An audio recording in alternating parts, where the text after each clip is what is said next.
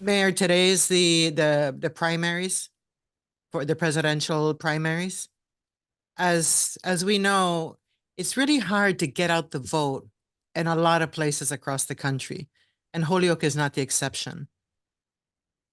Why do you think it is so hard to get out the vote on every election we have, be it for presidential primaries, be it for city councils, council elections, ballot questions, whatever, state rep?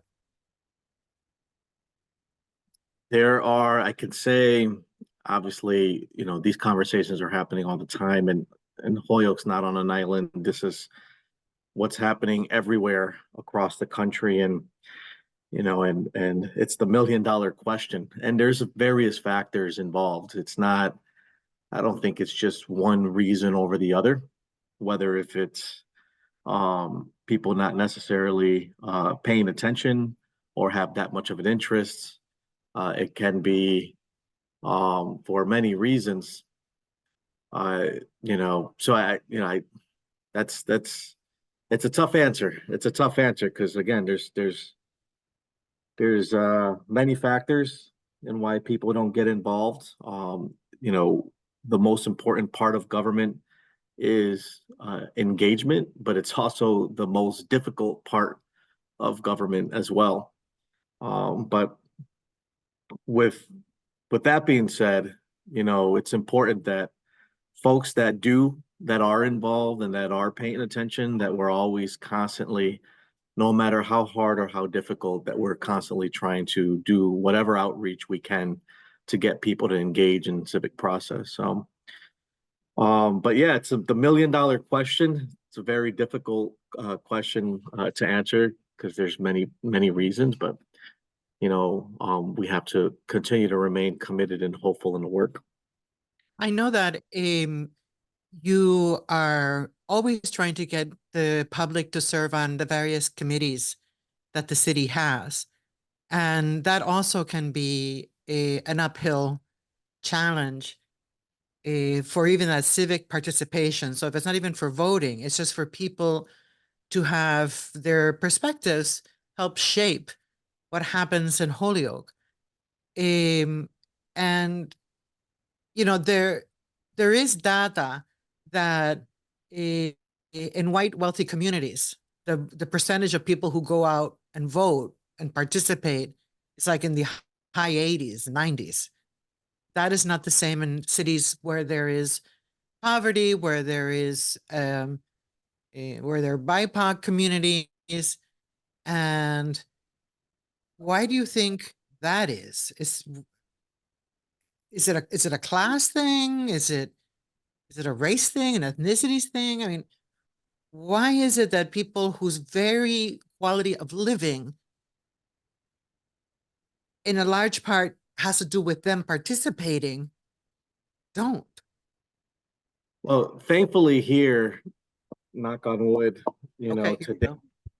I've been fortunate uh, to have people step up and serve in positions. Although, to your point, locally, we do have an inadequate representation of neighborhoods that serve on our boards and committees, and it's difficult because, like, our wards in Holyoke, they're divided by income, and those neighborhoods that are lowest in income are predominantly Hispanic, and poor neighborhoods traditionally everywhere don't actively engage as much as those most affluent neighborhoods. So it puts a great deal of power and control in our affluent neighborhoods and the dynamics.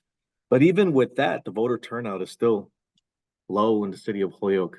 Although we have more affluent people in our neighborhoods that are doing better than others do come out the most, voter turnout is still extremely low.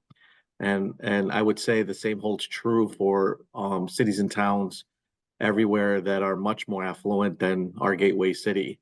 That although you see the percentage of white people come out and vote, it's still overall an extremely low turnout. So there's 2 points to this conversation. There's, you know, why is it in diverse neighborhoods. We get lower voter turnouts in poor neighborhoods, and we can talk about institutionalized and structural racism and things of that nature. And then the other point of this conversation is, why is low voter turnout low overall, all across the country?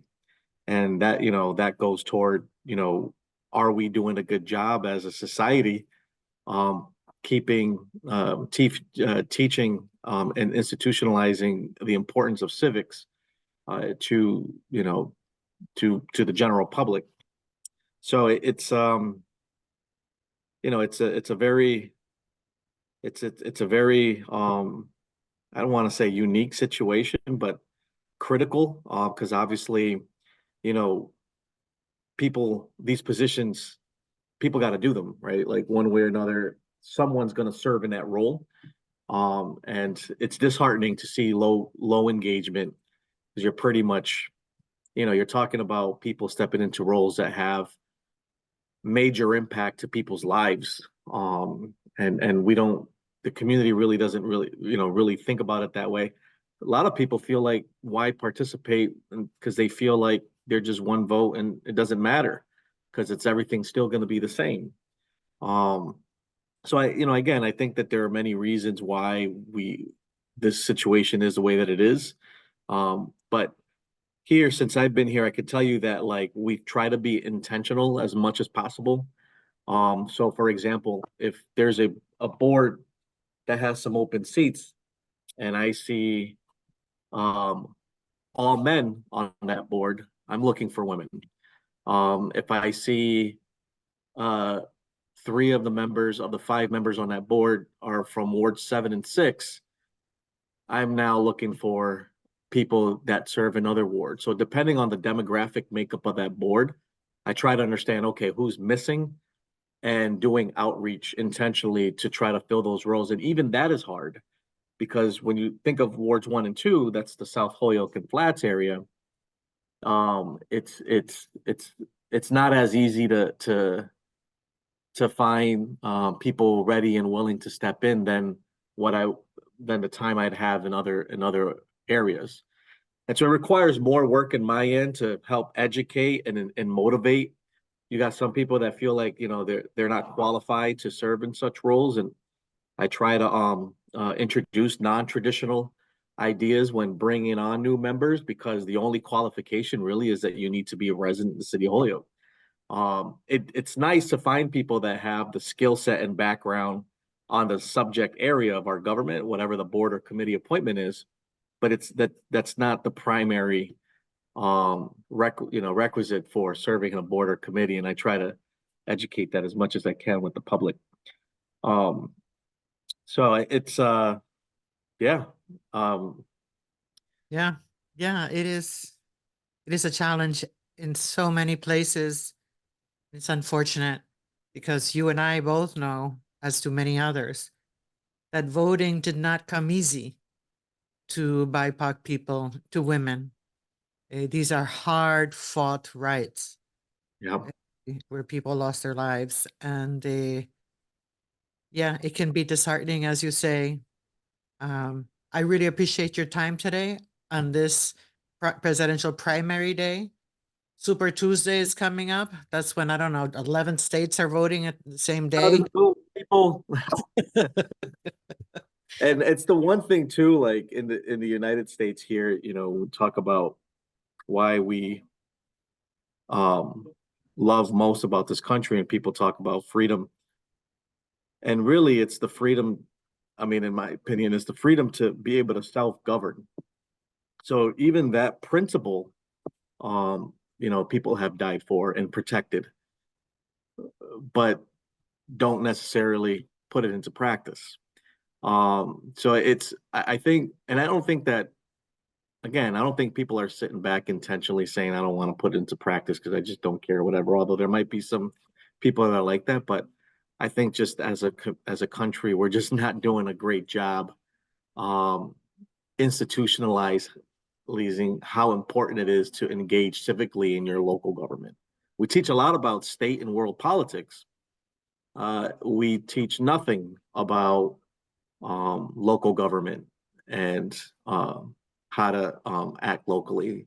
So it's not even in our, educational DNA, for the lack of better term. But who knows? In time, maybe one day that shift will happen.